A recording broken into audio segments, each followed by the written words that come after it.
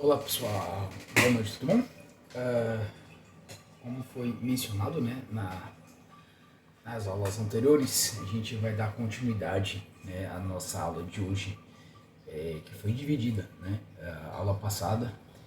A gente conversou um pouquinho, né, sobre os problemas dentro da estruturação das sessões, e a gente comentou um pouquinho, né, alguns problemas, né, algumas situações que a gente pode ter algumas dificuldades em continuar, né, todo o processo da nossa jornada aí com o paciente, né, da nossa terapia.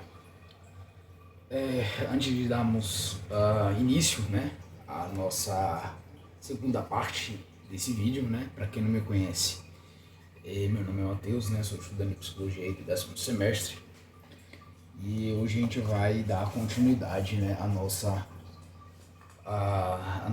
videoaula sobre sobre esse tema, né? Ah, Sugiro, né, que antes de vocês assistirem esse vídeo, né, assistam o primeiro, né? A primeira parte desse vídeo, que aqui é uma continuação, né? Então, para vocês compreenderem o conteúdo por inteiro, né, eu sugiro, né, que você primeiro assista a primeira parte para depois pegar essa segunda parte, né? Para não ficar com o conhecimento ali quebrado, tá certo? Vamos lá. Nossa aula de hoje ela vai começar, né, com uma dica, né, que eu dou para vocês, que eu trouxe aqui para vocês, que eu achei importante. Você pode, né, ter pacientes que dizem: nada pode melhorar meu humor, um exemplo, né? Pode ser útil criar um quadro comentado na aula, né, sobre programação das atividades, né, que a gente já foi comentado, né, como a gente faz esse quadro, né, o que é esse quadro. Aí quem não lembra, né, desse quadro, como é que a gente faz, o que é esse quadro, eu sugiro, né, que vocês voltem para a aula de programação das atividades, onde a gente conversou um pouquinho sobre esse tema. Reconhecer que existem coisas que fazem com que o paciente se sinta melhor ou pior, né, pode ajudar a reforçar a noção de que ele pode afetar o próprio humor. Por meio da descoberta guiada, você pode ajudá-lo, né, a ver a evitação, o isolamento e a inatividade em geral aumentam sua disforia, ou pelo menos não a melhoram, ao passo que o engajamento dessas certas atividades, em geral, envolve interação interpessoal ou que tem potencial para o prazer e domínio, ele pode levar, né, a uma melhora no seu humor, mesmo que inicialmente, né, a mudança seja pequena, mas se colocar nessa rotina, né, desse paciente essa interação social, essas atividades, nesses engajamentos, é possível, né, é esperado, possível que o paciente ele se sinta cada vez mais com humor elevado, mais motivado, né, mais alegre, né, tem umas emoções mais positivas, né? Próximo tópico que a gente vai conversar durante esse processo nessa aula, né, é dificuldades na definição da pauta. Que dificuldades são essas? As dificuldades típicas na definição da pauta surgem quando o paciente, quando a gente chama típica, né, que é a maioria, tá certo? Pode ter outras, né, mas o mais comum, né, são essas três dificuldades, né, que é a divaga, onde o paciente ele não presta atenção, ele não consegue assimilar a sessão por inteiro, então ele viaja muito, né, o termo, né, mais simples para vocês entenderem, é que eles viajam muito na situação, e não pega a sessão, o importante, né, da sessão, né, que vai ajudá-lo a melhorar, né, o seu humor, a sua dificuldade e, consequentemente, né, chegar ao seu objetivo. Não contribui, né, junto com o paciente, o psicoterapeuta, né? Então o paciente ele deixa com que o profissional ele trabalhe sozinho, né? Então não tem essa contribuição. E por fim, né, se sente sem esperança ou sobrecarregado. Agora a gente vai conversar um pouquinho, né, mais aprofundadamente, né, esses 3 tópicos aqui. Esses 3 tópicos, né, que eu acabei de falar. A gente devagar, não contribui, sem esperança ou sobrecarregado. Aprofundando, né, a gente começa primeiro, né, devagando ao contribuir para a pauta, né. Algumas vezes, né, o paciente divaga ou é prolixo, então fala muito sem chegar no X da questão, né, ou no que realmente é importante se dizer. Então, uma interrupção gentil e resumida pode ajudar, né? Posso interromper no momento? Então, assim, essa interrupção ela pode ajudar, ela é funcional, porque ele, dentro desse processo, o que o psicoterapeuta ele faz? Ele bota você no eixo, né? Na direção correta, digamos assim. É como você estivesse em uma estrada, né? Dentro da estrada tem várias rotas, né? Várias vias. É como se você estivesse numa via esquerda, mas o seu objetivo é chegar para a via direita. Então, o que o psicoterapeuta ele faz? Com essa interrupção, né, gentil, então, ele faz com que você mude de rota, né? Então, interrompendo esse processo, muda de rota, vem para cá, né? O caminho é esse aqui. O caminho para o seu objetivo é esse daqui. Então, a mudança de rota. Tá? Parece que seus objetivos essa semana giram em torno de seu pai e do trabalho, né? Há alguma coisa mais importante do que essas duas? Então, assim, é como se o paciente estava falando sobre um assunto, né? E aí solta assim, ele estava falando sobre nessa situação aqui, né? Sobre o pai e o trabalho. E aí, numa determinada situação, em determinado momento, ele desvia para um outro assunto, né? Então, solta assim e aí começa a perder o limiar, né, da sessão. Então, com essa interrupção, né, o psicoterapeuta ele bota na linear do que acha suposta objetivo, né, durante esse processo de psicoterapia. Próximo tópico, né, que a gente vai aprofundar um pouquinho, né, não contribuindo para a pauta. O que é isso? Né? Como que a gente caracteriza como o paciente que não está contribuindo para a pauta. Alguns pacientes não nomeiam os problemas ou os objetivos para a pauta porque eles, na verdade, não sabem o que dizer, porque estão se saindo muito bem ou não estão adequadamente familiarizados.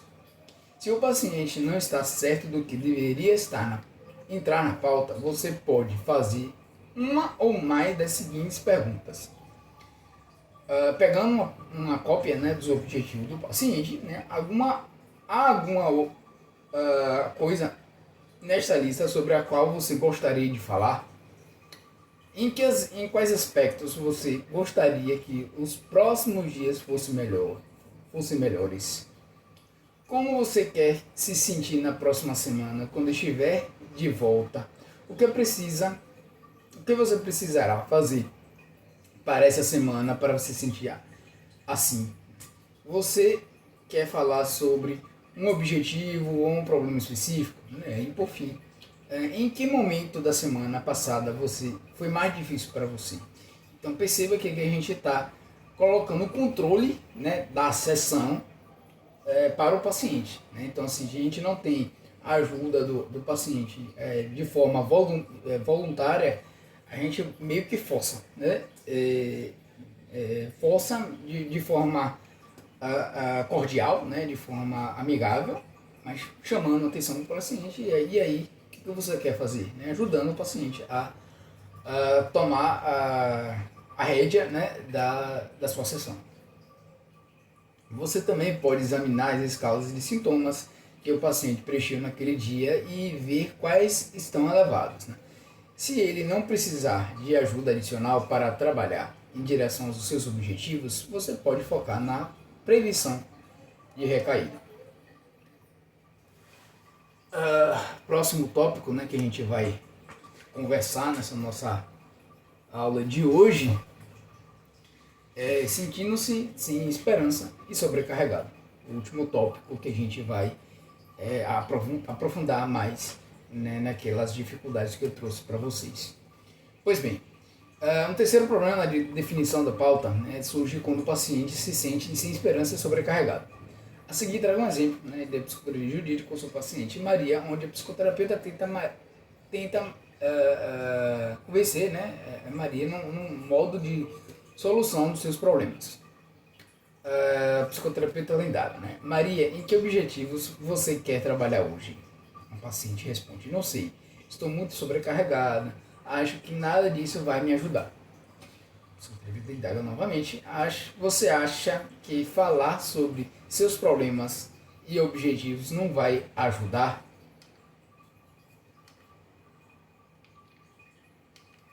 O paciente responde: não, de que adianta? Quero dizer, você não pode resolver o fato de que eu tenho uma dívida enorme e estou tão cansada que não consigo nem mesmo sair da cama na maioria dos dias, sem mencionar o fato de que meu apartamento está um caos. A psicoterapeuta indaga novamente, né? Bem, é verdade que não podemos consertar tudo imediatamente. E você, de fato, tem problemas reais em que precisamos trabalhar juntos.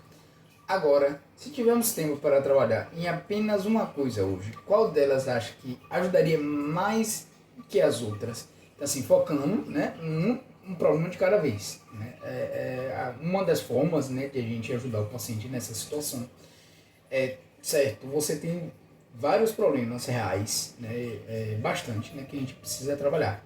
Então, assim, escolha, né, o mais urgente, digamos assim. Então, dividindo esses problemas, a gente acaba ajudando o paciente, né, e a ajudá-lo, né, a superar esses problemas.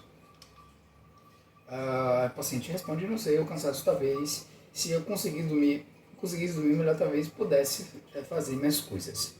Nesse caso, né, a psicoterapeuta Ludia transmite para sua paciente, Maria, a mensagem de que seus problemas são reais e que eles podem ser trabalhados um por um, né, e que ela não precisa trabalhar deles sozinho. Ela pediu para sua paciente que ele faça uma escolha forçada a ajudar a escolher um problema e ficar orientada para a solução do problema. Caso Maria estivesse recusada a fazer uma escolha, o psicoterapeuta pode tentar uma tática diferente que será descrita a seguir. Como, por exemplo, né, deixa eu ter um exemplo. Parece que você está se sentindo sem muita esperança. Não sei ao certo se trabalharmos juntos fará diferença, mas eu gostaria de tentar. Você estaria disposto a tentar? Podemos falar sobre o cansaço por alguns minutos e ver o que acontece? Então, assim, aqui, nessa situação, né, a gente pode ver que o paciente ele não consegue descobrir, né, sozinho qual é o mais importante, assim, qual é o objetivo mais urgente, né, de se trabalhar. E aí o psicoterapeuta ali, tendo claro através, né, de sua experiência, através do que está interpretando do sujeito, a gente pode sugerir. Né? Então, assim, sugere, né, qual o psicoterapeuta ele acha, né, a situação mais potencialmente prejudicial para o sujeito se não trabalharmos junto, né, se o psicoterapeuta não trabalhar junto com o paciente, e aí devolve a pergunta, né? A gente não impõe, não, a gente vai trabalhar isso, né? Então, assim, eu gostaria de trabalhar isso, eu vejo que é necessário. O que você acha, né? Tem sempre esse feedback para o paciente se sentir no controle, né, da situação, né, da sessão em si. Próximo tópico que a gente vai conversar um pouquinho é dificuldades na obtenção de uma autorização. Uma dificuldade comum, né, surge quando o paciente fornece um relato muito detalhado da sua semana ou fala por longo tempo de maneira não focada. Depois de algumas frases assim, você deve interromper gentilmente. Como, por exemplo, posso interromper um pouco? Nesse momento, você só precisa ter um quadro geral, perdão, de como você tem se sentido. Seria possível me falar sobre a sua semana em apenas 2 ou 3 frases? De um modo geral, como foi a sua semana? Uma semana ruim? Ou ela teve altos e baixos? Se o paciente continua tendo detalhes em vez de um quadro mais amplo, você pode demonstrar o que está procurando, como um exemplo que eu trago abaixo. Para mim parece que você está dizendo: tive uma semana muito difícil, briguei com uma amiga, fiquei muito ansiosa em relação a sair de casa e tive problemas na consideração do trabalho. Está correto? Então, alguns pacientes, na verdade, entendem e são capazes de fornecer uma revisão sucinta, mas optam por não fazê-lo. Se você tiver dados que sugerem que o questionar o paciente sobre a sua relutância em aderir poderia prejudicar a relação, pode inicialmente permitir que ele controle a parte da sessão com a atualização. Tais dados, né, podem incluir reações verbais ou não verbais às suas tentativas prévias de estruturação, afirmações diretas e de forte prevalências no processo terapêutico ou relatos de uma reação forte no passado quando sua percepção foi de que outras pessoas estavam controlando ou dominando. No entanto, as reações à estruturação não são comuns. Em geral, você pode identificar de maneira objetiva as reações para a relutância do paciente e então resolver o problema. Depois de pedir que ele revise a sua semana de forma mais concisa e observar uma mudança negativa do afeto, você pode dizer, quando lhe pedir para me dar um quadro mais amplo, o que passou pela sua mente? Tendo identificado os pensamentos automáticos do paciente, você pode ajudá-lo a avaliar a validade de seus pensamentos, usar técnicas da seta descendente para descobrir o significado dos seus pensamentos. Essas são técnicas que a gente vai ainda discutir nas próximas aulas. Algumas técnicas da TCC para ajudar o paciente a chegar no seu objetivo final. E, por fim, fazer uma avaliação empática e direto para a solução de problemas conforme descrito a seguir. Exemplo que eu trago, lamento que você tenha achado que eu a cortei novamente.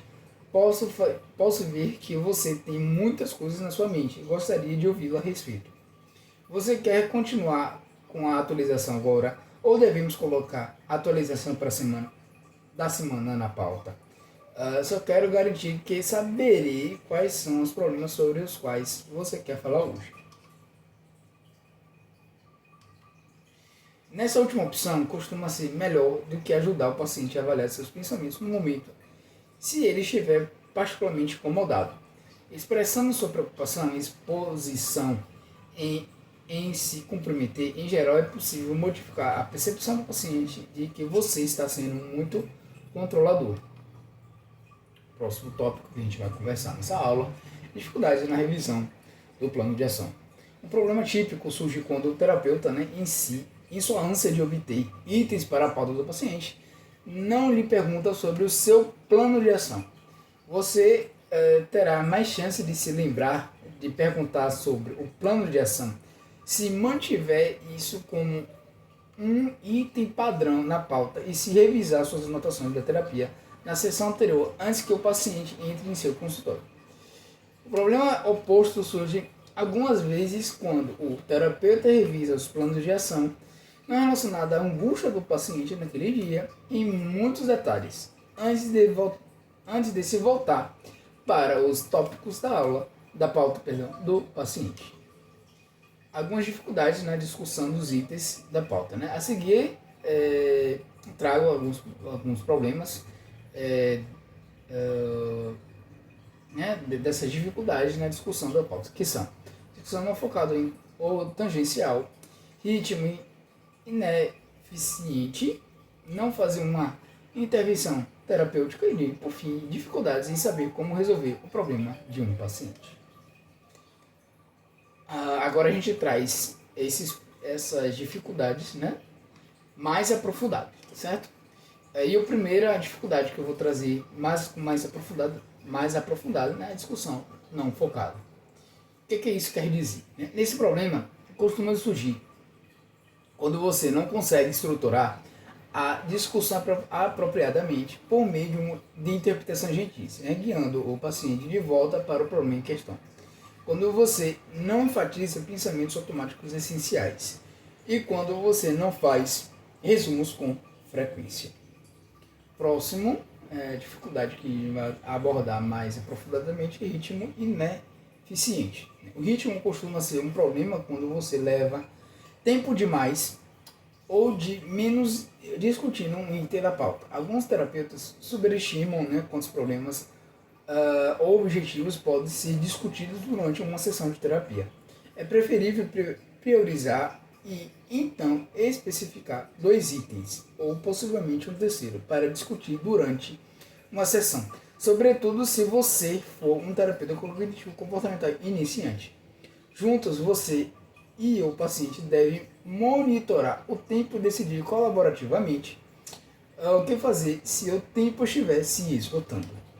Em termos práticos, é aconselhável ter 2 relógios, um para cada, para que possam consultar facilmente, a fim de encorajar o paciente a monitorar sua passagem de tempo junto com você. Você pode dizer, nos restam 10 minutos antes de termos que encerrar. Você gostaria de continuar falando sobre esse problema com o vizinho? Ou podemos terminar em 1 ou 2 minutos para que tenhamos tempo de discutir como você vai arrumar mais coisas no seu apartamento. Com a alternativa, você pode sugerir como ocupar o tempo e ver se o paciente concorda. Só nos resta 10 minutos antes de encerrar. Acho que o que estamos falando é realmente importante. Tudo bem se deixarmos para falar sobre esse tema na nossa próxima sessão? Não fazer uma intervenção terapêutica, O próximo tópico que a gente vai conversar um pouquinho mais. Muitas vezes a mera descrição de um problema ou um objetivo ou na identificação de pensamentos ou crenças disfuncionais não farão com que o paciente se sinta melhor. Você deve estar atento para ajudá-lo durante a sessão a responder às suas cognições disfuncionais, resolver um problema, ou pelo menos parcialmente, ou abordar um obstáculo frente a um objetivo e definir um plano de ação. Durante a sessão, você deve se perguntar: como posso ajudar o paciente a se sentir melhor até o final da sessão? Como posso ajudar o paciente a ter uma semana melhor? Dificuldades na solução de problemas. É o próximo tópico que a gente vai conversar um pouco mais. Você pode se deparar com situações em que não sabe como ajudar o paciente a solucionar um problema ou resolver um obstáculo. Há várias coisas que você pode fazer. Primeiro, descubra o que o paciente já tentou fazer e conceitualize por que não funcionou. Você pode conseguir modificar a solução ou modificar pensamentos que se colocam no caminho. Segundo, use a si mesmo como modelo. Pergunte-se: se eu tivesse esse problema ou objetivo, o que eu faria? Terceiro, peça que o paciente cite outra pessoa, em geral um amigo ou um familiar, que poderia ter o mesmo tipo de problema ou objetivo. Que conselho o paciente daria a ele? Veja se esse conselho se aplicaria ao paciente. E quarto, por fim, pergunte-se ao paciente se ele conhece alguém que poderia ajudá-lo com um problema ou objetivo. Se você estiver empacado, adie a discussão. Eu gostaria de pensar mais sobre esse problema durante essa semana. Poderemos colocá-lo na pauta para falarmos mais a respeito dele na próxima semana? Desviando-se da pauta, a gente faz isso. Há momentos, em que você não deve seguir a pauta que você e seu paciente definiram colaborativamente no começo da sessão. Quando a gente deve fazer isso? Se descobrir que o paciente está em risco ou que está colocando os outros em risco, você precisará abordar esses problemas imediatamente. As situações de risco podem envolver a vida, a saúde, a subsistência, o emprego, a situação de vida, entre outros, do paciente ou de outra pessoa.